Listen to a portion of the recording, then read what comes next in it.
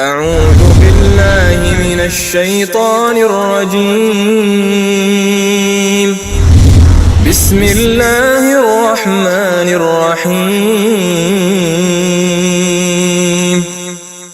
شهر رمضان الذي أنزل فيه القرآن هدى للناس وبينات من الهدى والفرقان، فمن شهد منكم الشهر فليصم، ومن كان مريضا أو على سفر فعدة من أيام أخر، يريد الله بكم اليسر ولا يريد بكم العسر، ولتكملوا العدة ولتكبروا الله على ما هداكم ولعلكم تشكرون.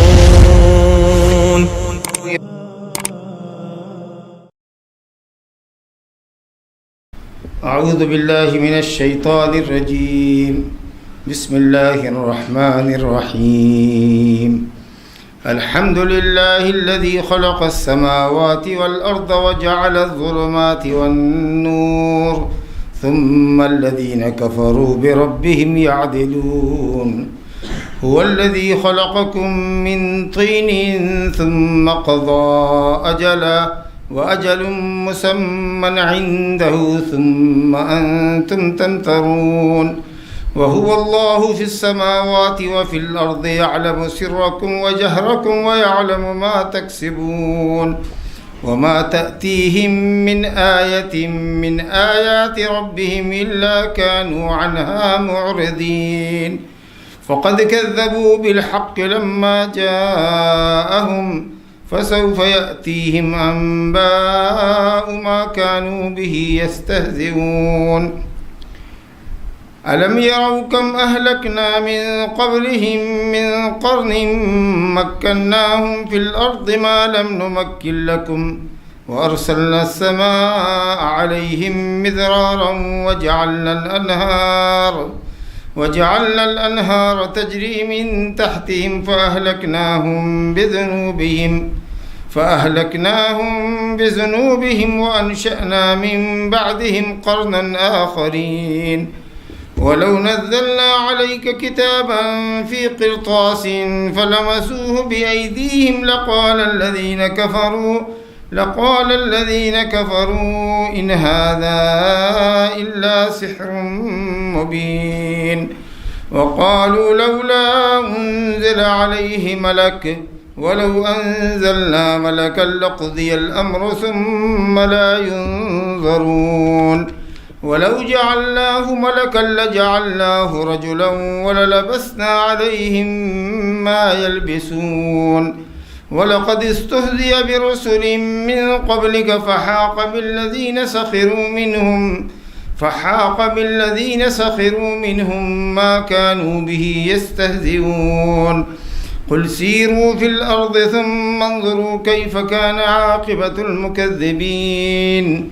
قل لمن ما في السماوات والأرض قل لله كتب على نفسه الرحمة ليجمعنكم إلى يوم القيامة لا ريب فيه الذين خسروا أنفسهم فهم لا يؤمنون. وله ما سكن في الليل والنهار وهو السميع العليم.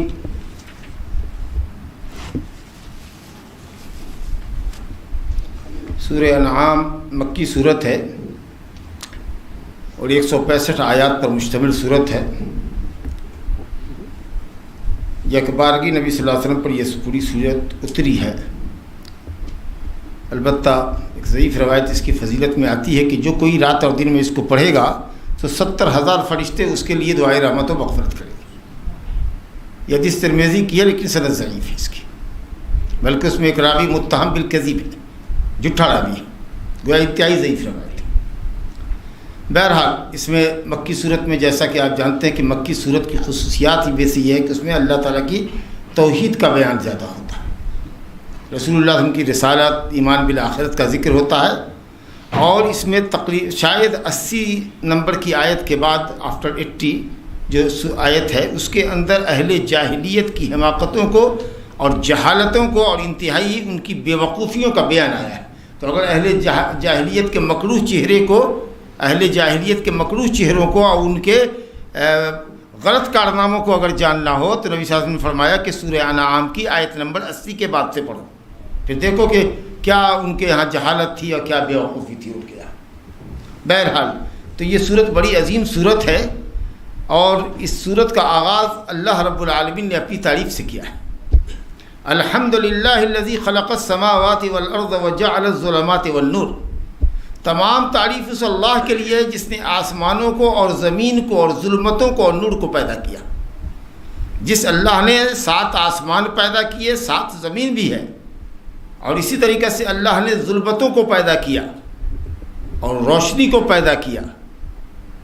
یہ جو عظیم نعمتیں اللہ رب العالمین کی ہیں اور عظیم مخلوقات ہیں، ان کی پیدا کرنے پر، ان کی تخلیق پر اللہ رب العالمین نے اپنی ذات مقدسہ کی تعریف کی ہے، ہم کو یہ بتانے کے لیے اور یہ تعلیم دینے کے لیے کہ ہم بھی اللہ رب العالمین کی عظیم مخلوقات کا جب ذکر کریں اور پڑھیں اور اللہ رب العالمین کی قدرت کے مظاہر جب دیکھیں کائنات کے اندر، تو ہماری زبان سے بھی اللہ رب العالمین کی تعریف نکلنی چاہیے.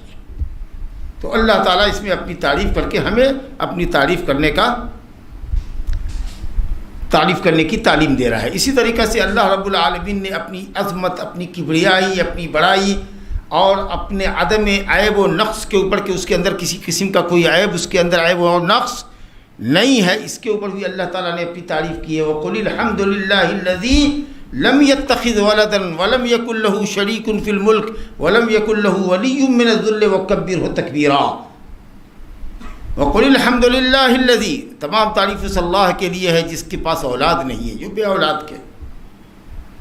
لم يتخذ ولدا ولم يكن له شريك في الملك، پوری ملک میں، پوری کائنات میں اس کا کوئی شریک اور اس کا کوئی پارٹنر اور ساتھی نہیں ہے، اور اس کا کوئی ولی نہیں ہے عاجزی کی وجہ سے.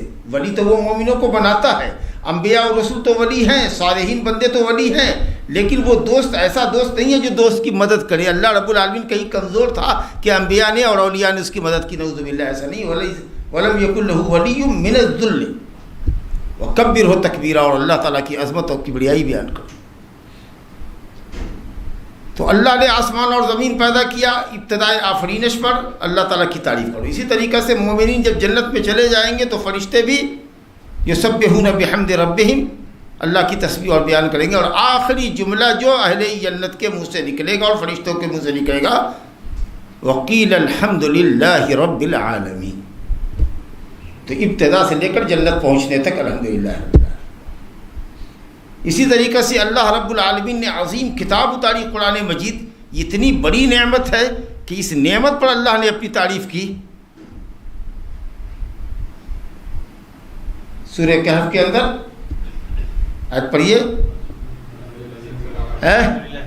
الحمدللہ الذی انزل علی عبدہ الکتاب ولم یجعل لہ عوجا. الحمدللہ الذی انزل علی عبدہ الکتاب. قرآن مجید نازل کرنے کے اوپر کتنی عظیم کتاب اللہ نے اتاری ہے، اس پر اللہ تعالیٰ کے لیے تمام تعریف. تو اول آخر اللہ کے لیے تعریف. اب یہ بات سمجھنے کی ہے اور کئی مرتبہ سمجھا بھی چکے ہیں، صرف آپ کی یادداشت کا امتحان لینا ہے. جب ہم کہتے ہیں الحمدللہ، معنی کرتے تمام تعریف. یہ تمام کا معنی کہاں سے آتا ہے؟ الف لام. اللہ جزاک خیر تھی. الف لام استغراق کا ہے، تمام قسم کی تعریف، ہر حال میں تمام طرح کی تعریف. اور تعریف کس کو کہتے ہیں، حمد کس کو کہتے ہیں؟ تو حمد کی تعریف یہ ہے کہ وصف المحمود بالکمال علی وجہ المحبت والتعظیم. جس کی آپ تعریف کر رہے ہیں اس کو وصف کمال کو، کمال کی صفتوں کا ذکر کریں. محمود کو، جس کی آپ تعریف کرنے جا رہے ہیں، آپ حامد ہیں تعریف کرنے والے، اور جس کی تعریف کریں گے وہ محمود ہوگا. تو جس کی آپ تعریف کر رہے ہیں اس کی تمام صفت کمال کا بیان کریں کہ وہ اپنی تمام صفتوں میں اپنے کمال درجے کو پہنچا ہوا ہے، کوئی عیب اور نقص اس کے اندر نہیں ہے۔ اور یہ بیان جو آپ محمود کی تعریف کریں اور اس کی صفت کمال کو بیان کریں تو محبت کے ساتھ کریں، تعظیم کے ساتھ کریں، کیونکہ کچھ لوگ کسی کی عظمت اور خوبی بیان کرتے ہیں لیکن ضروری نہیں کہ ان کے دل میں اس کی محبت ہو، بس ایسے ہی برسبیل تذکرہ ذکر آیا تو تعریف کر دیا کہ ہاں فلاں صاحب بہت اچھے ہیں، لیکن ضروری نہیں ہے کہ اس کے دل میں اس کی محبت ہو، اس کی تعظیم ہو۔ لیکن حمد کے لیے ضروری ہے کہ آدمی محمود کی صفت کمال کو بیان کرے محبت اور تعظیم کے ساتھ۔ تو اب اللہ تعالیٰ سے محبت کرتے ہیں، اس کی تعظیم کرتے ہیں اور اس کو ہر صفت کمال سے متصف اور ہر عیب اور نقص سے اس کو پاک سمجھتے ہیں۔ تو یہ ہوا حمد۔ اور اسی بات کو جو اللہ کی ہم تعریف کریں، اسی کو اگر دوبارہ کہیں بالمرۃ الثانیہ، اگین اسی تعریف کو ہم دہرائیں دوسرے کلمات کے ذریعے، تو اس کو کہتے ہیں ثنا۔ جو حمد ہے اگر اسی کو ریپیٹ کریں تو وہ ثنا بن جاتی ہے۔ جیسے حدیث ہے کہ جب بندہ کہتا ہے الحمدللہ رب العالمین، تو اللہ تعالیٰ کہتا ہے حمدنی عبدی، میرے بندے نے میری تعریف کی۔ اور جب وہ کہتا ہے الرحمن الرحیم، تو اللہ تعالیٰ فرماتا ہے اثنا علی عبدی، میرے بندے نے میری ثنا کی۔ الرحمن الرحیم بھی تو اس کی صفت رحمت کا ذکر ہے۔ تو جو حمد ہے وہی ثنا بنتی ہے کب؟ جب کہ اس کو دوبارہ میں آپ اس کو ریپیٹ کریں، اس کی تعریف کو دوبارہ ریپیٹ کریں تو یہ حمد بنتا ہے، ثنا بنتی ہے۔ اور مدح کہتے ہیں کسی کی تعریف کرنے کو، لیکن وہ علی وجہ العظمت، علی وجہ تعظیم نہیں ہوتی ہے۔ جیسے مدح سرائی کرتے ہیں لوگ، شعراء حضرات عمرہ کی، سمجھا کہ نہیں، اور اس کی کیا کہتے ہیں نوابوں کی تعریف میں قصیدے پڑھا کرتے تھے، یا کوئی نیتا اگر آیا ہے تو نیتا کی منقبت میں جو ہے قصیدہ پڑھ دیا، سمجھا کہ نہیں، اور بعد میں پوچھو کہ بہت تعریف کی آپ نے، ارے یار صحیح کر دیا یار، کیا اس سمجھا کہ نہیں، نیتا ہے خوش ہو جائے گا، سمجھا کہ نہیں، کہاں کا ایسا ویسا، سمجھا کہ نہیں۔ تو بس یہ ہوا کہ صاحب آپ تعریف تو کر رہے ہیں لیکن اس میں دل اور محبت کے جذبے کو دخل نہیں ہے، تو وہ ہوتا ہے مدح۔ تو تمام تعریف للہ، اللہ ہی کے لیے ہے، لام اختصاص کا ہے، للہ اللہ ہی کے لیے۔ ہر طرح کی صفت کمال سے کائنات میں کوئی متصف نہیں ہو سکتا سوائے اللہ کے، اللہ ہی کے لیے ہے، اللہ ہی کے لیے خاص ہے، سمجھا؟ یا لام استحقاق کا، اللہ ہی تمام تعریف کا مستحق ہے۔ تو دونوں بات ایک ہی ہے، تمام تعریف اللہ ہی کے لیے خاص ہے یا تمام تعریف کا اللہ ہی مستحق ہے۔ الذی، جس نے، اللہ کی صفت ہے، جس نے آسمانوں کو پیدا کیا اور زمین کو پیدا کیا۔ پورے قرآن مجید میں جہاں بھی دیکھ لیں آپ، سماوات سما کی جمع آیا ہے، لیکن الارض واحد ہی آیا ہے۔ ویسے بھی ارض کی جمع ارضین ہوتا تو اتنا خوبصورت پڑھنے میں نہیں لگتا، خلق السماوات والارضین، ذرا ثقالت ہوتی، لیکن والارض کہا، ارض اس میں جنس ہے، زمین کے جنس کی تمام قسموں کو اور تمام طبقات کو یہ شامل ہے، سمجھا؟ ویسے زمین 7 ہے، اور اس کے اوپر قرآن مجید کی سورہ طلاق کی یہ آیت دلالت کرتی ہے اللہ الذی خلق 7 سماوات ومن الارض مثلہن، اللہ ہی ہے جس نے 7 آسمان پیدا کیے، ومن الارض مثلہن، اور زمین بھی انہی کی مثل پیدا کی۔ مثل سے مراد کیا؟ گنتی میں مثلیت یا صفت میں مثلیت ہے؟ صفت میں کیوں نہیں ہے؟ کیفیت میں کیوں نہیں؟ کہے گا بالکل آسمان کی صفت الگ ہے، زمین کی صفت الگ ہے، وہ بہت بلند ہے، یہ بہت پست ہے، اس میں ستارے چاند کواکب ہیں، یہاں دوسری چیز ہے، پیر پہاڑ ندی ہے، حیت اور کیفیت میں مشابہت کیسے ہوگی؟ اللہ کہتا ہے کہ ہم نے زمین بھی آسمان کے مثل پیدا کیے، تو ظاہر ہے کہ کیفیت اور صفت میں مشابہت نہیں ہے، تب مشابہت کس میں ہوگی؟ عدد میں، کہ 7 زمین ہے۔ اور حدیث بھی ہے کہ من اقتطع شبرا من الارض، جس نے کسی کی ایک بالش زمین غصب کر لی، طوقہ اللہ ایاہ من 7 اراضین یوم القیامہ، اللہ تعالیٰ 7 طبق زمین اس کے گلے کا طوق بنا دے گا۔ تو یہ حدیث صریح ہے کہ زمین 7 طبق ہیں. آج ایک چیز اور معلوم ہے، یہ آج غور کیجئے کہ آخر کیوں 7 طبق زمین کا کیوں ذکر آیا؟ 7 طبق زمین گلے میں کیوں ڈالی جائے گی؟ ہم نے تو ایک بالش کیا ہے، کہا کہ وہ اس لیے کہ جو زمین کے اوپر کا مالک ہوتا ہے وہی 7 طبق زمین کے نیچے تک کا وہی مالک ہوگا. اب ایسا نہیں ہے کہ ہم اگر اس زمین کے مالک ہیں تو کوئی کہے کہ 100 فٹ نیچے کھود کر کے ہم نہر نکال لیں گے یا پل بنا لیں گے یا ریلوے ٹریک بنا لیں گے، وہ ہماری زمین ہے آپ کی نہیں. کہیں گے نہیں، اوپر سے لے کے 7 طبق زمین تک اسی کی ملکیت ہے جس کی ملکیت زمین کے اوپری حصے پر ہے. تو آپ نے ایک بالش نہیں لیا بلکہ ہماری ایک بالش 7 طبق زمین تک کی ہماری جو ملکیت تھی وہ آپ نے لیا. اس لیے یہ عین انصاف ہے کہ اگر آپ ایک زمین کے یا ایک ہاتھ کے غاصب ہیں تو 7 طبق زمین آپ کے گلے کا توق بنایا جائے. جس طریقے سے اس چھت کے اوپر جو زمین ہوگی، جو فضا ہے، وہ بھی چھت والے ہی کی ہے. کوئی یہ نہ کہے کہ صاحب ہم ایسا کرتے ہیں کہ صاحب ہم کہیں اور سے پل پایا کھڑا کرتے ہیں اور آپ کی چھت کے اوپر سے 50 فٹ اوپر سے ہم ایک دوسری بلڈنگ اپنی کھڑی کر لیتے. ہرگز نہیں کر سکتے. یہاں سے لے کر آسمان تک ہمارا ہی ہے، اس پر کوئی بلڈنگ آپ کھڑی نہیں کر سکتے گیپ کر کے. اور اسی طریقے سے زمین کے نیچے سے کھدائی کر کے 50 فٹ نیچے سے کھدائی کر کے آپ کچھ ہماری زمین سے نکال کے لے جائیں، ہم اس کو گوارا نہیں کریں گے.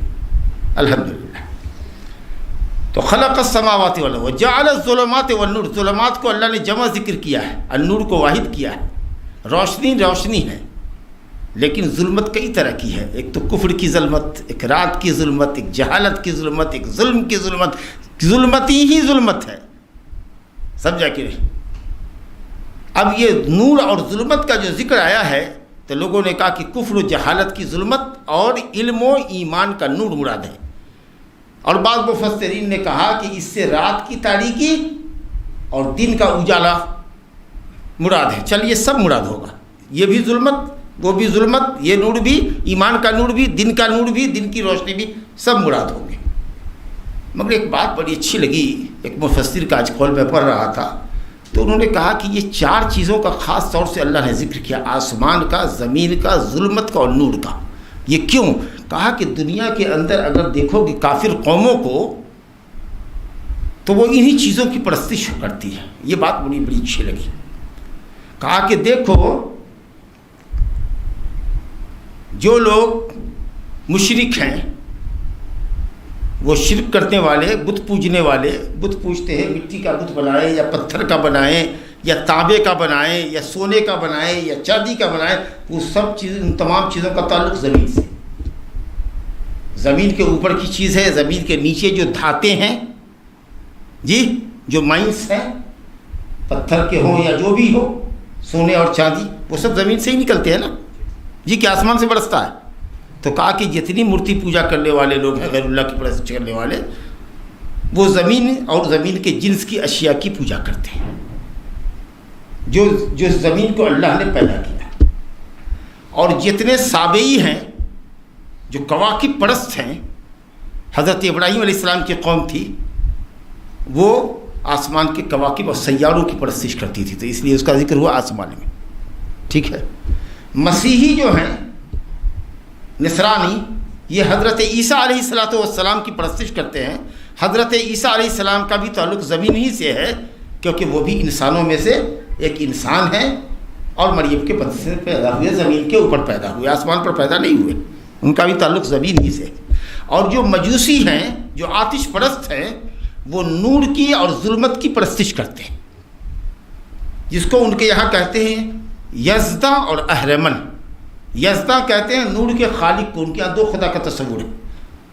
کہتے ہیں جو نور کا خالق ہے وہ یزدہ ہے، جو شر کا خالق ہے وہ اہرمن ہے.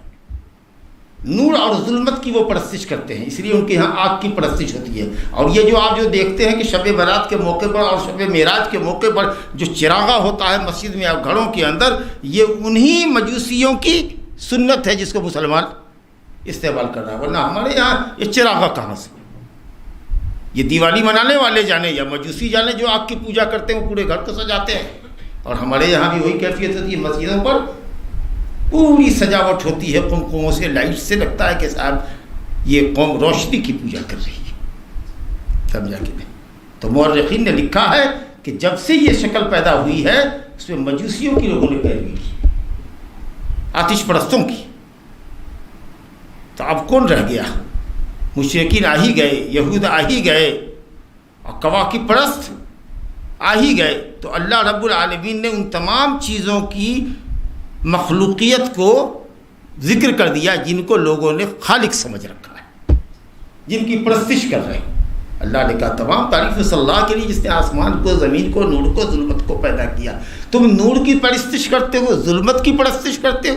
تم آسمان کے ہیکل کی، آسمان کے برجوں کی اور ستاروں اور سیاروں کی پرستش کرتے ہو. تم زمین کی دھاتوؤں کی پرستش کرتے ہو، تم پیڑوں کی پرستش کرتے ہو، تم پہاڑوں کی پرستش کرتے ہو، تم دریاؤں کی پرستش کرتے ہو. یہ تو سب ہم نے پیدا کیا ہے. جو اللہ خالق ہے اس کی پرستش کیوں نہیں کرتے؟ اللہ اکبر. ثم الذین کفروا بربہم یعدلون. اس کے باوجود پھر کہتا ہے پھر وہ لوگ جنہوں نے اپنے رب کے ساتھ کفر کیا. یعدلون، یعدلون کا دو معنی ہے. عدول سے انحراف کرتے ہیں. وہ لوگ جو اپنے رب کے ساتھ کفر کرتے ہیں وہ رب تعالیٰ سے انحراف کرتے ہیں، یعنی اس کی توحید کی راہ پر گامزن نہیں ہے، شرک کی راہ پر گامزن. یہ جاننے کے باوجود. اور یعدلون کا یہ مطلب ہے عدل یا عدل کے کہ جو لوگ کافر ہیں وہ اپنے رب کے ساتھ دوسرے کو برابر کا گردانتے ہیں. اولیاء کو، انبیاء کو، صالحین کو رب تعالیٰ کے برابر گردانتے ہیں. کہیں کا ایسا نہیں بھائی ہم تو ولی کو ولی ہی مانتے ہیں، ہم کہاں برابر گردانتے ہیں. آپ کیا بات کرتے ہیں؟ برابر ہی نہیں گردانتے، بڑھ کے گردانتے. اللہ کے گھر سے الٹے پاؤں نہیں لوٹیں گے لیکن مزاروں سے الٹے پاؤں لوٹتے ہیں.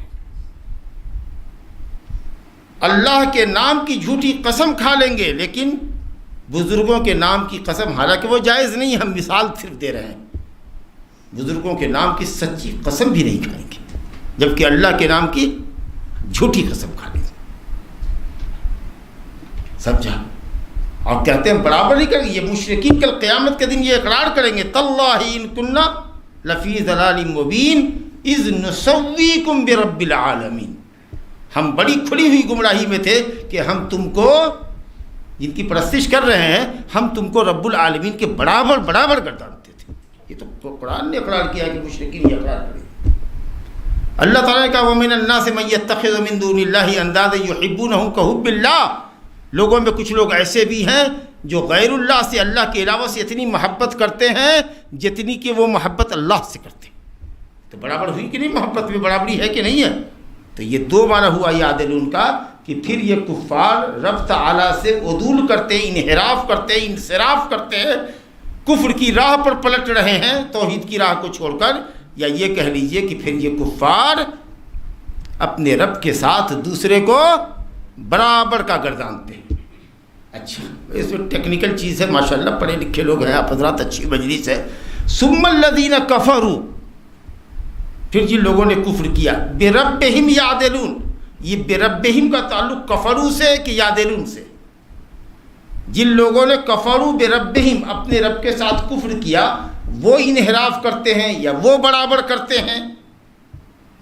یا ثم الذین کفروا، پھر وہ لوگ جنہوں نے کفر کیا، بربہم یعدلون، اپنے رب کے ساتھ دوسرے کو برابر گردانتے ہیں یا انحراف کرتے ہیں. بربہم کا تعلق یعدلون سے اگر جوڑیں تو یہ زیادہ اچھا رہے گا، کیونکہ کافر تو وہی ہوتا ہے جو رب کے ساتھ کفر کرتا ہے. تو کفروا بربہم، اپنے رب کے ساتھ جنہوں نے کفر کیا، اس سے وہ فائدہ نہیں ملا جو ہم بربہم کو اگر یعدلون سے جوڑتے ہیں کہ پھر جن لوگوں نے کفر کیا بربہم یعدلون، وہ اپنے رب کے ساتھ، یعنی کافروں کی یہ صفت ہے کہ وہ رب تعالیٰ سے انحراف کرتے ہیں یا رب تعالیٰ کے برابر دوسرے کو گردانتے ہیں. آئیے یہ ایک آیت ہوئی. دوسری آیت دیکھیے، هو الذی خلقکم من طین، وہی اللہ ہے جس نے تم کو مٹی سے پیدا کیا. ثم قضى اجلا، پھر اس نے ایک مدت مقرر کا فیصلہ کیا. یہ ہے مدت عمر، جس کو تم جانتے ہو مرنے کے وقت میں کہ اب ہم مرنے والے ہیں یا مر رہے ہیں، اب میری آخری سانس چل رہی ہے. وہی اللہ ہے جس نے تم کو مٹی سے پیدا کیا. یہ کس کی تخلیق کی طرف اشارہ ہے؟ اصل بشریت حضرت آدم علیہ السلام کی طرف. مٹی کے اوپر جب پانی ڈال دیا جائے تو وہ ہو جاتی ہے تین. تراب بولے تو مٹی، اور جب مٹی پر پانی ڈال کے اس کو سان دیں، گیلی کر دیں تو وہ ہو جاتی ہے 3، اور جب اس کو چھوڑ دیں اور اس میں بدبو پیدا ہو جائے تو وہ ہو جاتی ہے من حمین مسنون، اور اس کے بعد جب اس میں جب سوکھ جائے، اس میں جب آدمی بنا دیا جائے، پتلا بنا دیا جائے، تو وہ ہو گیا سلسال، کھن کھن بجنے والا۔ جی ایک ہی مٹی اپنی مختلف مرحلوں کے اندر گزرتی ہے تو اس کے نام الگ الگ چل رہے ہیں۔ تو یہ حضرت آدم کی تخلیق ہے کہ اللہ تعالیٰ نے ایک مٹھی مٹی دنیا سے لی، پھر اس کو پیڑ دیا، ایسے دبا دیا، جو اس میں سے جسٹ اور خلاصہ نکلا، دب کر کے اس سے ایک پتلا بنایا۔ اب پتلا بنایا، اپنے ہاتھ سے پتلا بنایا۔ یہ آدم ہے جس کو اللہ نے کن سے پیدا نہیں کیا۔ آدم علیہ السلام کو اللہ نے کن سے پیدا نہیں کیا، اپنے ہاتھ سے پتلا بنایا۔ خلقتہ بیدی، میں نے اس کو اپنے ہاتھ سے پیدا کیا۔ اور پھر جب وہ پتلا تیار ہو گیا تو اللہ کہتا ہے کہ میں نے ایک روح جو اس کے لیے پیدا کی تھی، اس روح کو اس کے اندر میں نے پھونک دیا، وہ زندہ انسان بن گیا۔ اور اس کے بعد بقیہ جو لوگوں کی پیدائش ہے، حضرت آدم کے جسم سے اللہ نے حوا کو نکالا۔ نہ وہ نطفے سے پیدا ہوئی اور نہ وہ مٹی سے پیدا ہوئی، جسم سے نکلی۔ خلق منہا زوجہا، اسی سے جسم سے نکالا۔ اب اس کے بعد یہ جو اصل ہو گئے میاں اور بیوی، تو اب ان کے بعد جو ان کی نسل چلی وہ من نطفۃ امشاج، میاں بیوی کے ملے جلے نطفے سے، مرد اور عورت کے ملے جلے نطفے سے، مرد کا نطفہ اور عورت کے انڈے سے مل کر کے تخلیق پیدا ہوئی۔ تو جہاں آتا ہے کہ ہم نے انسان کو کیا من نطفۃ من ماء مہین، کہیں آتا ہے من نطفہ، کہیں کہا من ماء مہین، گھٹیا پانی سے پیدا کیا، وہ مراد ہے وہی نطفہ جو مخلوط نطفہ ہوتا ہے مرد اور عورت کا، اس سے پیدا کیا۔ تو کہیں کوئی ٹکراؤ الحمدللہ نہیں ہے۔ جہاں مٹی سے تخلیق کا ذکر آیا وہ بابا آدم علیہ السلام کی تخلیق اصل کی طرف اشارہ ہے، اور اس اصل سے جو اولاد نکلی ہے آدم اور حوا سے، وہ ہے نطفے سے۔ پھر اللہ نے موت کا فیصلہ کیا، وہ اجل مسمى عندہ، اور ایک خاص مدت مقرر ہے اللہ کے پاس۔ وہ خاص مدت مقرر کون ہے؟ موت کے وقت سے لے کر کے قبر تک، قبر سے اٹھائے جانے تک، پورے برزخ کا جو معاملہ ہے وہ ایک مدت ہے جس کو کوئی نہیں جانتا کہ وہ کتنی لمبی مدت ہوگی، کس کو عالم برزخ میں کتنا پڑا رہنا پڑے گا، یہ کوئی نہیں جانتا ہے۔ جب قبر سے اٹھے گا تو وہ آخری دن ہوگا، اب اس کے بعد فیصلہ ہوگا، جنتی جنت میں جائے، جہنمی جہنم میں جائے۔ تو ایک مدت جس کو آدمی جانتا ہے موت کے وقت میں، وہ تو ہوئی اس کی موت۔ جب موت قریب ہوتی ہے تو سمجھتا ہے کہ اب مرنے والا ہے، تو 4 دن میں مر جائے گا، 10 دن میں مر جائے گا، یا آدمی سمجھتا ہے کہ فلاں صاحب کی فلاں 82 سال میں موت ہوئی، لیکن کس کی برزخی مدت کتنی ہوگی اس کو تو کوئی نہیں جانتا ہے۔ اب حضرت آدم علیہ السلام کی برزخ کی مدت کتنی ہوگی، پھر ہم آپ کب مریں گے اس کی برزخ کی مدت کتنی ہوگی، پھر اخیر میں جو مرے گا وہ کتنے دن تک رہے گا بیچ کے اندر مرنے کے بعد، اور قیامت کے لیے بعد الموت کے لیے اٹھنے تک، یہ اجل مسمى عندہ، اس کا علم صرف اللہ کو ہے، جب نہ کسی نبی کو ہے نہ کسی ولی کو ہے، یہ علم غیب ہے۔ ثم انتم تمترون، پھر بھی اس کے بعد اللہ تعالیٰ کی ربوبیت میں، اللہ تعالیٰ کی الوہیت میں شک کرتے ہو؟ جس نے اتنی بڑی بڑی کائنات پیدا کی، خود تم کو مٹی سے پیدا کیا، تمہارے باپ آدم کو مٹی سے پیدا کیا، حوا کو پیدا کیا، ان دونوں کے ملاپ سے انسان کو پیدا کیا، جی تمہاری مدت عمر متعین کی، اس کے بعد ایک مدت ہے قبر میں رہنے والی مدت، اس کی مدت کو، اس کے لانگ پیریڈ کو صرف اللہ جانتا ہے، اور اس ساری قدرتوں کے باوجود بھی تمہارے دل پر کیا ہے، کیسا اندھیرا ہے تمہارے دل کے اوپر کہ تم اللہ رب العالمین کی الوہیت، اللہ کی ربوبیت اور اس کی الوہیت، اس کے معبود حقیقی ہونے میں شک کرتے ہو۔ وَهُوَ اللَّهُ فِي السَّمَاوَاتِ وَفِي الْأَرْضِ يَعْلَمُ سِرَّكُمْ وَجَهْرَكُمْ وَيَعْلَمُ مَا تَكْسِبُونَ، اور وہی اللہ ہے، اللہ تعالیٰ کی قدرت دیکھیے، وہی اللہ ہے آسمانوں میں اور زمینوں میں، یا زمین میں، وہی اللہ ہے آسمانوں میں اور زمین میں، جو تمہارے بھید کو بھی جانتا ہے، تمہارے جہر کو، تمہاری علانیت باتوں کو بھی، کھلی ہوئی باتوں کو بھی جانتا ہے، تمہارے بھید بھی جانتا ہے، تمہاری کھلی ہوئی باتوں کو جانتا ہے، تمہارے بھید کو جانتا ہے، تمہاری کھلی ہوئی باتوں کو بھی جانتا ہے، سری باتوں کو بھی جانتا ہے، جہری باتوں کو بھی جانتا ہے۔ وَيَعْلَمُ مَا تَكْسِبُونَ، اور جو تم دنیا کا کام کرتے ہو کہ دین کا کام کرتے ہو، اچھا کرتے ہو کہ برا کرتے ہو، اللہ اس کو بھی جانتا ہے۔ اب اس میں یہ لفظ بڑا قیمتی لفظ ہے، اس کو غور کیجئے، وہی اللہ ہے آسمانوں میں اور زمین میں. اس کا کئی مطلب ہے مفسرین کے نزدیک. ایک مطلب تو یہ ہے کہ وہی اللہ ہے آسمان میں, وہی یعنی وہی الہ ہے, معبود ہے. آسمان کا بھی معبود وہی ہے اور زمین والوں کا بھی معبود وہی ہے. ایسا نہیں ہے کہ دو معبود ہے, آسمان کا معبود الگ اور زمین کا معبود الگ. آسمان کے فرشتے بھی اسی اللہ کی پرستش کرتے ہیں جس کی پرستش کا حکم ہم زمین والوں کو دیا گیا ہے. وہی ایک ہستی معبود ہے جو آسمان میں بھی معبود ہے اور ادھر بھی وہ معبود ہے. سمجھا کہ نہیں؟ جس میں توحید الوہیت کی دعوت ہوئی کہ ایک اللہ اکیلا پوری کائنات کا معبود ہے. آسمان والے بھی اسی کی پرستش کرتے ہیں, زمین والے بھی اسی کی پرستش کرتے ہیں, ان کو کرنا چاہیے. ایک تو یہ معنی ہوا. دوسرا معنی یہ ہے کہ وہی اللہ ہے آسمانوں میں اور زمین میں, یعلم سرکم و جہرکم. اس میں کہا کہ وہی اللہ ہے آسمان میں اور زمین میں, یعنی ہے آسمان میں. یہاں رک جاؤ, وَهُوَ اللَّهُ فِي السَّمَاوَاتِ, وہی اللہ ہے آسمانوں میں. آسمانوں میں نہیں, آسمانوں کے اوپر, 7 آسمانوں کے اوپر, عرش کے اوپر جو بھی فضا ہوگی لا متناہی, اس کے اوپر اللہ ہے. سمجھا؟ اب دیکھیے, وَفِي الْأَرْضِ يَعْلَمُ سِرَّكُمْ وَجَهْرَكُمْ, لیکن آسمان کے اوپر, 7 آسمان کے اوپر, عرش کے اوپر ہونے کے باوجود بھی زمین میں, وہاں سے زمین میں تمہارے بھید کو جان رہا ہے, تمہارے جہر کو جان رہا ہے, تمہارے سر کو جان رہا ہے, تمہاری پوشیدہ باتوں کو جان رہا ہے, تمہاری علانیہ باتوں کو جان رہا ہے. اللہ اکبر. تو اس تفسیر میں اللہ رب العالمین کے وسیع علم اور مخلوقات کا احاطہ کرنے کی بات آئی کہ ساری مخلوق اس کے سامنے, سب کی باتوں کو سنتا ہے, سب کے عمل کو وہ دیکھ رہا ہے. اب ایک غلط معنی سنیے. غلط معنی بدعتیوں نے جو کیا ہے, صوفیوں نے جو کیا ہے, حلولیوں نے کہا کہ وہی اللہ آسمان میں ہے, وہی زمین میں بھی ہے. اللہ کو ہر جگہ موجود ہے, زمین میں بھی اللہ ہے. یہ باطل معنی ہوا. اصل میں یہ ہے کہ اللہ کے مقام کو سمجھا نہیں انہوں نے. یہ سمجھتے ہیں کہ جیسے اللہ کوئی چھوٹی سی چیز ہے جس کو لوگ گھیرے ہوئے ہیں. ارے پوری کائنات سے بڑا ہے اللہ. قسم اللہ پاک کی, ہماری یا آپ میں سے کسی کی ہتھیلی کے اندر ایک رائی کا دانہ ڈال دیا جائے. رائی جانتے ہیں نا؟ نہیں جانتے؟ ہاں, رائی کا ایک دانہ ڈال دیا جائے ہتھیلی میں, کتنا چھوٹا معلوم ہوگا. قسم اللہ کی, اللہ رب العالمین کی ہتھیلی میں پوری زمین اور آسمان اس رائی کے دانے سے بھی چھوٹا ہے. کہاں اللہ کو سماؤ گے بتاؤ؟ وہ اگر اترے گا تو زمین میں کہاں سمائے گا وہ؟ اللہ پوری مخلوق سے بڑا اور سب سے اعلیٰ و ارفع ہے. تم نے ما قدر اللہ حق قدرہ, حقیقت یہ کہ تم لوگوں نے اللہ کے مقام اور مرتبے کو نہیں پہچانا. سوچا کہ 10-20-25 فٹ کا ہوگا, 10-20-25 فٹ لمبا چوڑا ہوگا, 100 فٹ کا ہوگا, 100 فٹ چوڑا ہوگا, اتار دیں گے؟ نہیں.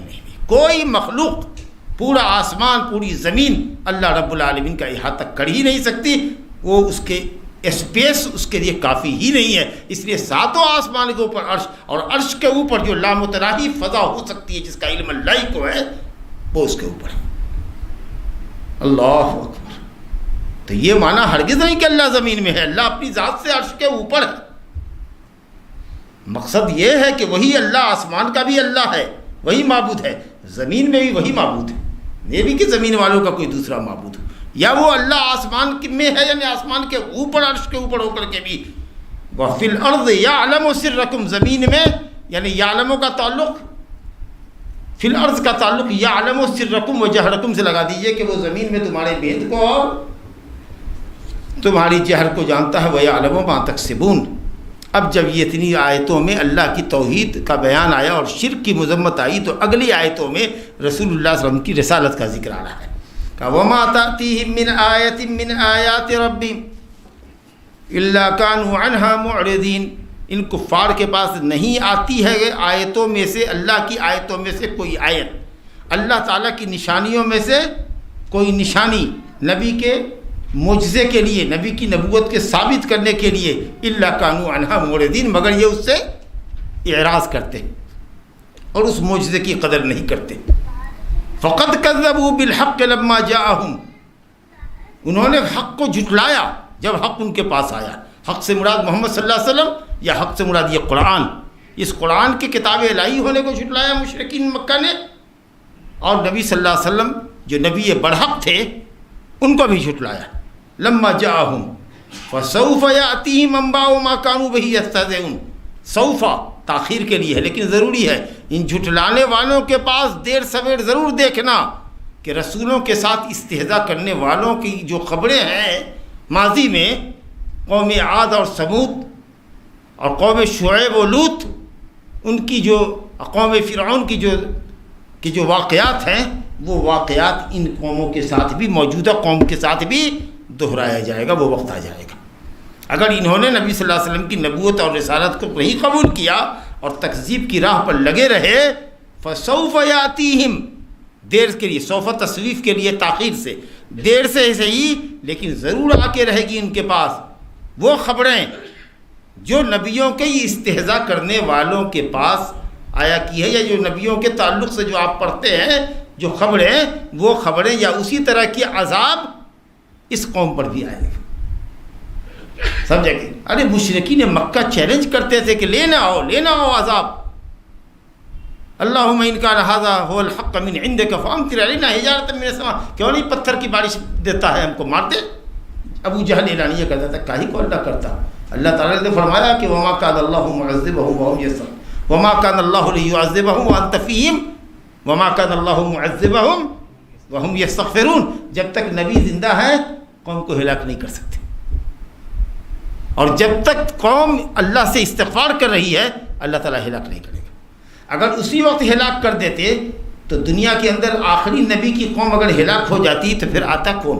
اس لیے نبی صلی اللہ علیہ وسلم سے جب کہا آسمان کے فرشتے نے، ملک الجبال نے کہا، پہاڑ کے فرشتے نے جب طائف سے لوٹ رہے تھے، کہیے پیس دیتے ہیں مکے کی پوری آبادی کو، تو آپ نے کہا مکے کی پوری آبادی جو کافروں کی ہے، جو ہمیں جھٹلاتی ہے، مارتی پیٹتی ہے، اور ان کے ظلم و ستم سے تنگ آ کر ہم طائف گئے اور وہاں سے بھی لوگوں نے ہم کو کھدیڑ دیا، مارا پیٹا، اگر یہ ہلاک ہو گئے جیسا کہ یہ آفر کر رہے ہیں تو پھر ہم کو ماننے والا کون ہوگا؟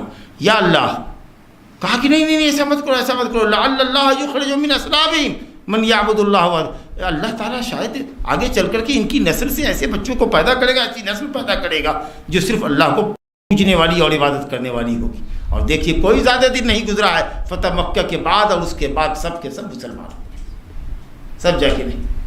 تو حقیقت تو یہ ہے کہ ملیا میٹ کر دیا جائے، لیکن قوم کو باقی رکھنا ہے، قیامت تک کے لیے امت کو باقی رکھنا ہے۔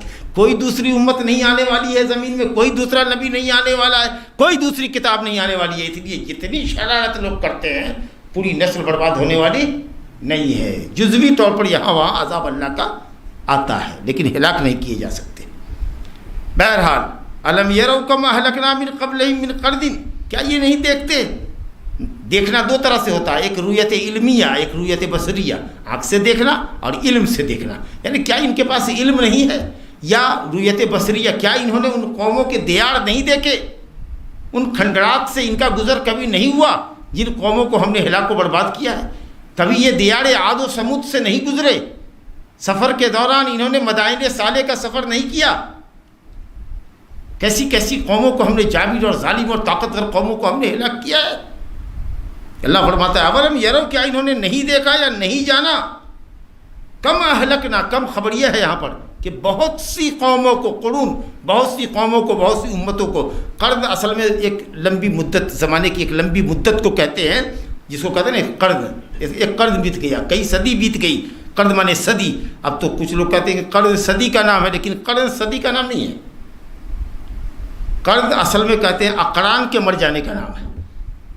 اب ہمارے روف صاحب مان لیجئے کہ صاحب 70 سال کے ہیں مثال کے طور پر، یا 75 سال کے ہیں، تو اب ان کے عمر کے جو لوگ ہیں نا اس وقت، اگر وہ سب ختم ہو جائیں گے تو سمجھیں گے کہ ایک صدی، ایک قرن ختم ہو گیا، سمجھا؟ اب وہ قرن جو ہے کبھی ہوتا ہے کہ صاحب 100 سال کا بھی ہو سکتا ہے، کبھی 110 سال کا ہے۔ وہ صحابہ کرام جو آخری صحابی 110 میں یا 120 میں انتقال ہوئے تو صحابہ کا ایک قرن ہوا 120 سال کا۔ اس کے بعد جو تابعین آئے وہ 70 سال کے ہوئے، تبع تابعین آئے تو وہ 40 سال کے ہوئے۔ تو کچھ لوگوں نے کہا کہ 70 قرن ہوتا ہے، کسی کا 100 کہا، کسی نے 60 کہا، کسی نے 40 کہا، کسی نے کہا 30 کہا۔ بہرحال وہ ایک مدت ہوتی ہے، لمبی مدت زمانے کی ہے، لیکن یہاں پر مراد جو ہے قرن سے یا قرون سے امتیں، جو امتیں گزری ہیں تو کیا انہوں نے نہیں دیکھا کہ ہم نے ان سے قبل کتنی امتوں کو ہلاک کیا ہے؟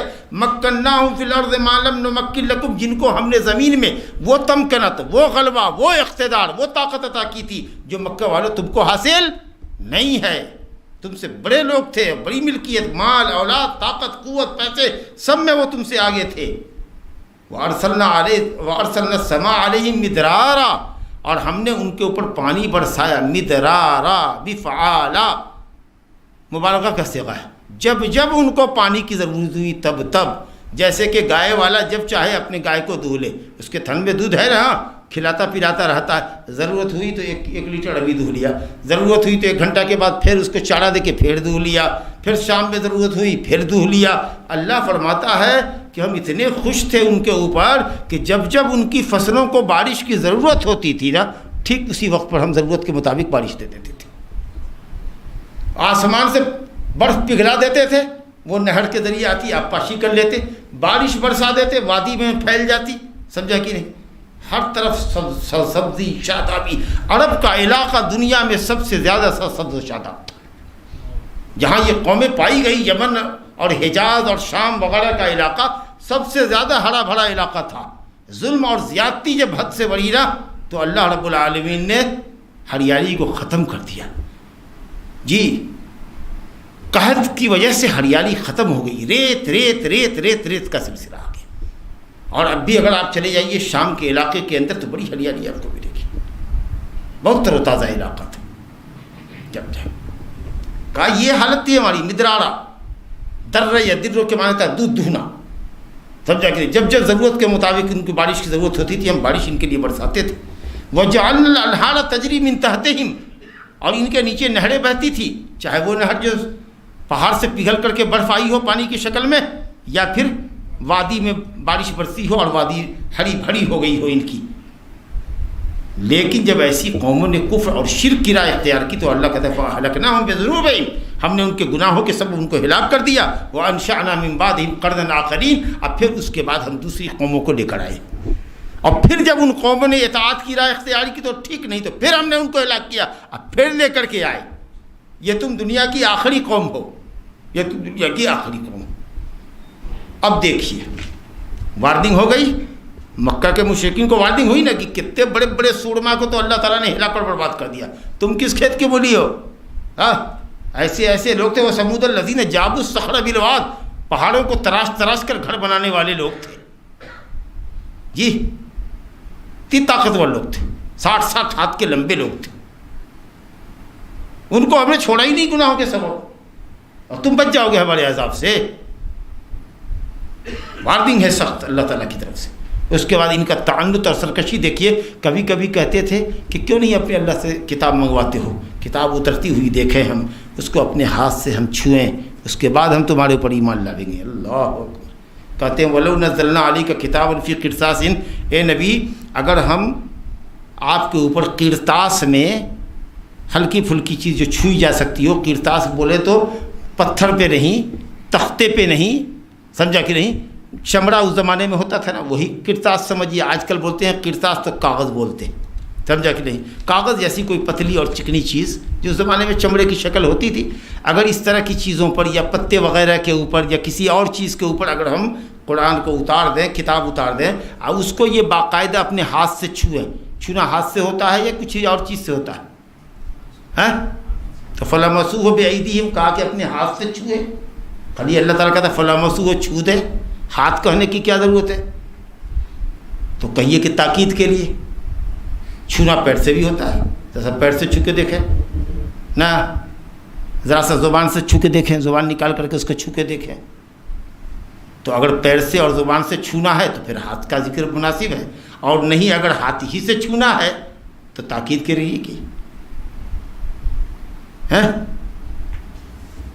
تو کہا کہ اگر ہاتھ سے چھوئیں اس کے بعد بھی یہ کافر یقین نہیں کریں گے، کہیں گے کہ ارے یہ تو کھلا ہوا سحر ہے، کھلا ہوا سحر ہے، اگر ہم اتار دیں دیکھیں تو سحر ہے، یا کہیں گے انما سکرت ابصارنا، ہماری نظروں کو بند کر دیا گیا، ارے یہ جادوگر ہے، مسمرزم والا ہے، اس نے ہماری آنکھوں کو جادو کے زور پر بند کر دیا، دکھا دیا کہ آسمان سے قرآن اتر رہا ہے، تم چھو، لیکن ایسا کچھ نہیں ہے، بتائیے سرکشی کی اور بدماشی کی حد کوئی ہوتی ہے، ساری حدوں کو پار کر کے.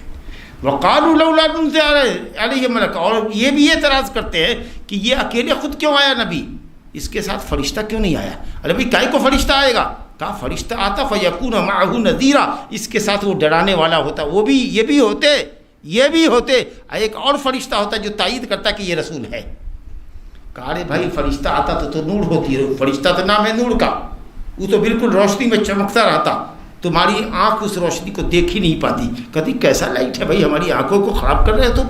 فرشتہ اگر اپنی شکل میں آوے تو وہ تو نور ہے، اس نور کو ہم اپنی آنکھوں سے دیکھ ہی نہیں سکتے ہیں. تو پھر تم کہتے کہ کیا ہے، فرشتہ کہاں ہے؟ یہ تو روشنی چکا چوندھ ہے، ہماری آنکھوں کو خیرہ کر رہا ہے، ہماری آنکھیں ڈیمیج ہو جائیں گی، روشنی ہماری آنکھوں سے سلب ہو جائے گی. تب تمہارے لیے ہم اس کو کیا کرتے، انسان کا روپ دے دیتے، مرد بنا دیتے. تو پھر تم یہ کہتے کہ فرشتہ کہاں، یہ تو مرد ہے، یہ تو آدمی ہے. جب بیوقوف لوگ تھے کہتے ہیں کہ اس کے اوپر فرشتہ کیوں نہیں اتارا گیا؟ سنو، اگر ہم فرشتہ اتار دیں تو ایک شرط مان کے چلو کہ تمہارا کام تمام کر دیں گے. کیونکہ جب کوئی قوم چیلنجی معجزہ اللہ سے مانگتی ہے، نبی سے، کہ اپنے رب سے مانگو یہ میرا چیلنج ہے، اور اس چیلنج کو اللہ تعالیٰ پورا کر دیتا ہے، پھر قوم نہیں ایمان لاتی ہے تو قوم ملیا بیٹ کر دی جاتی ہے. ایسے بولو کہ کوئی نشانی لائیے. مکہ والوں نے کہا کہ کچھ نشانی دکھائیے، تو کہا نشانی ہی دیکھنا چاہتے ہو؟ چاند طلوع تھا، نکلا ہوا تھا، آپ نے ہاتھ سے اشارہ کیا، ایسے اشارہ کیا، 2 ٹکڑے میں بٹ گیا. فلاسفہ کہتے ہیں کہ نہیں، یہ ممکن ہی نہیں ہے. کب کا کون فلسفی، آج کا بھی عقل والا سب جو بہت بدھی جیوی کہلاتا ہے اپنے کو انٹلیکچوئل، کہے گا نا صاحب، زمین پر رہنے والا عالم افلاک کے اوپر کوئی تصرف نہیں کر سکتا. لیکن دنیا نے دیکھا، قرآن مجید میں انشقاق القمر کا ذکر ہے. کہتا ہے انشقاق القمر کا مطلب ہے کہ قمر سے روشنی پھوٹی، چاند سے روشنی پھوٹی، چاند ٹکڑے نہیں ہوا. حالانکہ مکے والوں نے اس کو ٹکڑے میں ہوتے ہوئے ہرا کے اس طرف اور اس طرف دیکھا، اب پھر دونوں کنارہ چلتے چلتے چلتے چلتے دونوں طرف سے آ کر کے مل بھی گیا. یہ دیکھا بھی انہوں نے، پھر بھی ایمان نہیں لائے. لیکن چونکہ وہ معجزہ مطالباتی نہیں تھا، مطالبے پر نہیں تھا، صرف کہا ایک علامت دکھائی اپنی نبوت کی، تو آپ نے دکھایا. لیکن اگر وہ ایسا کہتے تھے کہ اگر آپ چاند کو 2 ٹکڑے کر دیجئے تو ہم ایمان لائیں گے، تب تو ہلاک کر دیے گئے ہوتے. تو وہی اللہ تعالیٰ کہتا ہے کہ تم کہتے ہو کہ فرشتہ کیوں نہیں اترا؟ اگر ہم فرشتہ اتار دیں گے تو لقضی الامر، معاملہ تمام کر دیں گے. ثم لا ينظرون، پھر تم کو مہلت نہیں دی جائے گی، ختم کر دیں گے، ہلاک کر دیں گے. ارے بیوقوفو ولو جعلناہ ملکا، اور اگر ہم اس کو فرشتہ بنائیں گے تو فرشتے کو اس کی اصلی شکل میں تم دیکھ ہی نہیں سکو گے. پھر تو ہم اس کو مرد ہی بنائیں گے، انسانی شکل ہی میں لائیں گے، انسانی لبادہ ہی اڑھائیں گے اس کو. اب پھر جب ہم انسان بنائیں گے تو تمہارے لیے معاملہ پھر وہی گڑبڑ ہوگا جو تم ابھی کر رہے ہو. کہو گے یہ تو دوسرا آدمی آ گیا، فرشتہ کدھر سے آیا؟ وَلَقَدْ اسْتُهْزِئَ بِرُسُلٍ مِّن قَبْلِكَ، اللہ اپنے نبی کو ڈھارس بڑھا رہا ہے کہ اے نبی، ان کے تکذیب سے دل برداشتہ مت ہوئیے، آپ سے پہلے کے بھی رسولوں کا استہزاء کیا گیا ہے. سمجھا؟ فَحَاقَ بِالَّذِينَ سَخِرُوا مَا كَانُوا بِهِ يَسْتَهْزِئُونَ. تو جن لوگوں نے انبیاء کا مذاق اڑایا، یہ مذاق بڑا بھاری پڑا، اللہ کے عذاب نے ان کو گھیر لیا، ملیا میٹ کر لیا. حضرت نوح علیہ السلام سے قوم نے مذاق اڑایا. بھی حافظ صاحب جو قرآن مجید پڑھ رہے تھے سورہ اعراف کی آیات، وہی سے باتیں کہتے تھے نوح علیہ السلام کو کہ اچھا 950 برس کی دعوت کے بعد جب انہوں نے سمجھا کہ اب کوئی ایمان لانے والا نہیں ہے، تو اللہ نے کہا کہ اب ان کو ہلاک کرنے کی تیاری کرتے ہیں، تو آپ کشتی بنائیے. کشتی بنائیے حضرت نوح علیہ السلام کو کہا. تو جب کشتی بناتے تھے، قوم گزرتی تھی تو مذاق کرتی تھی. اچھا نبی بنتے بنتے اب آپ نجار بھی بن گئے، بڑھی بھی بن گئے. نبی بنتے بنتے آپ نبی بن رہے تھے، اب آپ اس کے بعد نبی کے بعد آپ بڑھئی بھی بن گئے، کارپینٹر بڑھئی بن گئے. آپ دیکھ رہے ہیں کہ ناؤ بنا رہے ہیں. خشکی میں دوڑائیے گا، چلائیے گا، کہاں لے جائیے گا؟ مذاق کہا کہ مذاق کر لو، ہم مذاق تمہارا کریں گے جب وقت آئے گا. تو دیکھ لیا کیا عذاب آیا، طوفان آیا، پانی کا سیلاب، پانی کا طوفان آیا، ہو گیا. قوم عاد وَإِلَىٰ عَادٍ أَخَاهُمْ هُودًا، حضرت ہود علیہ السلام کو بھیجا. ہود کو کہا، قوم نے مذاق اڑایا، کیا پاگلوں جیسی باتیں کرتے ہو، لگتا ہے کہ ہمارے معبود کے جھپٹے میں آ گئے ہو، ہمارے معبود کی جو شکایت کرتے ہو نا، ہمارے معبود نے تم کو باولا اور پاگل بنا دیا، تم پاگل ہو، اچھے آدمی نہیں ہو۔ یہ ہے مخالفہ۔ کیا ہوا؟ 7 رات اور 8 دن بانجھ ہوا، تیز تند ہوا جس میں کوئی خیر بھلائی نہ ہو، تیز تند آندھی چلی اور ان کو اٹھا کر کے میلوں اوپر لے جاتی تھی اور وہاں سے دھڑام سے زمین پر دے مارتی تھی۔ کیا ہوا؟ قوم لوط کا دیکھیے، کہا بھائی عورتوں کو چھوڑ کر کے مردوں کے پاس آتے ہو اپنی شہوت کے لیے، بڑی ناپاک قوم ہو تم، دنیا میں تم سے پہلے کوئی ایسی ناپاک قوم نہیں گزری۔ کہا اچھا، ارے یہ تو قوم کہاں سے آ گیا ہے؟ انہم اناس یتطہرون اخرجوہم من قریتکم، اے نوجوانوں کو کہتے ہیں اس کو گاؤں سے نکالو، یہ بڑے پاک لوگ آ گئے ہیں، مذاق کر رہا ہے، یہ پاک لوگ ہیں، ان کو اس بستی میں ہونا نہیں ہے، ان کو نکالو، باہر کرو۔ سوچ، جب اللہ کا عذاب آیا فامطرنا علیہم حجارۃ من سجیل، قرآن نے ایک جگہ کہا ہے فجعلنا عالیہا سافلہا، اوپر سے نیچے کر دیا، جیسے یہ مردود سب اپنی سواری کو شہوت رانی کے وقت میں الٹ دیتے تھے، اسی طریقے سے اللہ نے ان کو بھی الٹ دیا۔ گھر کی چھت کو نیچے اور زہ کو، بنیاد کو اوپر، سمجھا؟ ایک تو یہ کام کیا، سمجھا؟ اور اس کے بعد بستی کو کہا، حدیثوں میں آتا ہے کہ اتنا اللہ نے اوپر اٹھایا کہ ان کے کتے کے بھوکنے کی آواز فرشتوں نے سنی، پوری بستی کو اٹھایا، اب وہاں سے دیکھا، اور اس کے بعد سب کے نام کا ایک پتھر اللہ تعالیٰ نے مارا، سمجھا کہ نہیں؟ اور اس کے بعد جبریل امین نے 100 تماشا مارا کہ پوری قوم کی آنکھ پھوڑ دیا، فتمسنا علی اعینہم، سب کی آنکھ بھی اندھی کر دی۔ جبریل امین کا ایک پر لگا تو پوری بستی کے لوگوں کی آنکھ پھٹ گئی، سب اندھے ہو گئے، اوپر سے نیچے الٹ دیے گئے، اور پتھر ایک ایک کے نام کا گرا اور ملیا مٹ کر دیا ان لوگوں کو جو قوم لوط تھی۔ یہ شعیب علیہ السلام کی قوم ناپ تول میں کمی کرتی تھی۔ شعیب علیہ السلام نے کہا شرک کیوں کرتے ہو، ناپ تول میں کمی کیوں کرتے ہو، غلط ہے۔ کہا شعیب انا لنراک فینا ضعیفا، تم کمزور آدمی ہو، ولولا رحتک لرجمناک، اگر تمہارا قوم، تمہارا خاندان نہیں ہوتا نا گاؤں میں تو تم کو مار مار کے رجم کر دیتے، پتھر مار مار کے رجم کرتے تھے۔ کہا بھائی میں خیر خواہی کرتا ہوں، تم خیر خواہی کرنے والوں کو پسند نہیں کرتے ہو۔ کہا ہم کو ایسی خیر خواہی نہیں چاہیے۔ حضرت صالح علیہ السلام کی اونٹنی آئی، کہا ہذہ ناقۃ اللہ لکم فذروها تاکل فی ارض اللہ، چھوڑو ان کو زمین میں چرنے دو، کھانے پینے دو، اس کو مار ڈالا، سمجھا؟ اللہ رب العالمین نے ایک چیخ ایسی جبریل کے ذریعے ماری کہ سب کا ہارٹ اٹیک ہو گیا، اور پھر اس کے بعد ایک زلزلہ بھی آیا زمین میں، سمجھا؟ شعیب علیہ السلام کی یہ جو قوم تھی اس کو عذاب آیا، کہتے ہیں کہ کئی مہینے کا یا کئی سال کا جانے دیجیے قحط پڑا، گرمی اور دھوپ سے قوم نڈھال تھی۔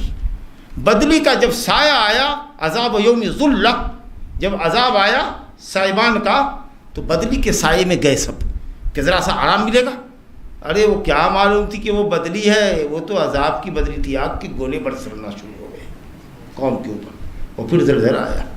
تو جن لوگوں نے نبیوں کا مذاق اڑایا اور کھلی اڑائی، اللہ تعالیٰ نے کہا کہ فحاق به بالذین سخروا ما كانوا به یستہزئون، ان کا مذاق ان کو عذاب کی شکل میں آ گیا۔ آگے آئے تھے کل مما فی السماوات والارض، کہیے لوگوں سے کہ زمین اور آسمان میں جو بھی کچھ ہے وہ کس کا ہے؟ آپ خود جواب دیجئے، قل اللہ، سب اللہ کا ہے، سب اللہ کی ملکیت ہے۔ وہ مکے والے بھی اعتراف کرتے تھے، وَلَئِن سَأَلْتَهُم مَّنْ خَلَقَ السَّمَاوَاتِ وَالْأَرْضَ لَيَقُولُنَّ اللَّهُ، اگر آپ ان سے پوچھیے گا کہ زمین اور آسمان کس کا ہے، کس نے بنایا ہے، تو یہ کہیں گے اللہ۔ كَتَبَ عَلَىٰ نَفْسِهِ الرَّحْمَةَ، وہ اللہ رب العالمین ایسا ہے کہ اس نے اپنی رحمت اپنے نفس کے اوپر، اپنی ذات کے اوپر رحمت کو لکھ دیا ہے، یعنی اس کی رحمت اس کے غضب پر مقدم ہے، رحمت کا پلڑا بھاری ہے، یہ کہہ کر کے، اور آگے عذاب کا ذکر کر رہا ہے اللہ تعالیٰ یہ بتانے کے لیے کہ اب بھی اس کی رحمت کی چھاؤں میں آ جاؤ۔ کتب علی نفسہ الرحمہ، اور اگر رحمت کے سائے میں نہیں آئے، ایمان نہیں لائے، تو لیجمعنکم الی یوم القیامۃ لا ریب فیہ، تو وہ ضرور بھی ضرور تم کو قیامت کے دن، جس میں کوئی شک نہیں ہے، ضرور بھی ضرور جمع کرے گا۔ یہ لام جواب قسم ہے، آگے واللہ قسمیہ جملہ ہے، لام تاکید کا ہے، یجمعنکم نون ثقیلہ، تین تین تاکید ہے یہاں، ضرور بھی ضرور تم کو جمع کرے گا قیامت کے دن، جس پہ کوئی شک نہیں ہے۔ الذین خسروا انفسہم، جنہوں نے اپنے نفس کا گھاٹا کیا ہے، جو اپنے نفس کا گھاٹا کر رہے ہیں، جو ابھاگے ہیں، بدقسمت ہیں، جن کی عقل ماری گئی ہے، وہ ایمان نہیں لاتے۔ اور آخری درس کی آیت ہے وَلَهُ مَا سَكَنَ فِي اللَّيْلِ وَالنَّهَارِ، وہ مخلوق جو رات میں سکونت پذیر ہوتی ہے، یا وہ مخلوق جو دن میں سکونت پذیر ہوتی ہے۔ کچھ مخلوق ایسی ہے جو دن میں سرگردہ رہتی ہے، رات میں اپنے گھر میں جا کر کے سکون لیتی ہے۔ اب کچھ مخلوق ایسی ہے جو رات میں سکون لیتی ہے، دن میں نکلتی، سمجھا کہ نہیں؟ کچھ ایسی چیز ہے جو رات میں حرکت نہیں کرتی، کچھ ایسی چیز ہے جو دن میں حرکت نہیں کرتی۔ گویا ہر چھوٹی ہر بڑی چیز کو اللہ رب العالمین، سب کا مالک اللہ ہے تمام چیزوں کا، جو رات میں حرکت نہیں کرتی، سکون حرکت کی ضد ہے، پرسکون رہتی ہے، یا دن میں پرسکون رہتی ہے، یا دن میں اپنے گھر میں بود باش اختیار کرتی ہے، جو بھی اس کا گھر ہو، جو بھی اس کا بل ہو، دن میں سکونت کرتی ہے، رات میں نکلتی ہے۔ کچھ ہے جو رات میں سکونت کرتی ہے، دن میں نکلتی ہے۔ ایسی تمام مخلوقات کو اللہ تعالیٰ جانتا ہے، اور سب کا مالک وہی ہے، وہ السمیع العلیم، اور وہ بہت بڑا سننے والا اور بہت بڑا جاننے والا۔ اس لیے اللہ تعالیٰ تمہاری ہر بات کو سن رہا ہے اور تمہارے ہر کرتوت کو دیکھ رہا ہے اور جان رہا ہے، اس لیے اپنی عاقبت کی خیر مناؤ۔ اللہ سبحانہ تعالیٰ سے دعا ہے کہ وہ ہمیں اور آپ کو اپنی کتاب کا فہم صحیح عطا فرمائے، اور ان آیات مبارکہ سے عبرت لینے کی اللہ سبحانہ تعالیٰ توفیق عطا فرمائے۔ آمین۔ صلی اللہ وسلم وبارک علی نبینا محمد وآلہ وصحبہ اجمعین۔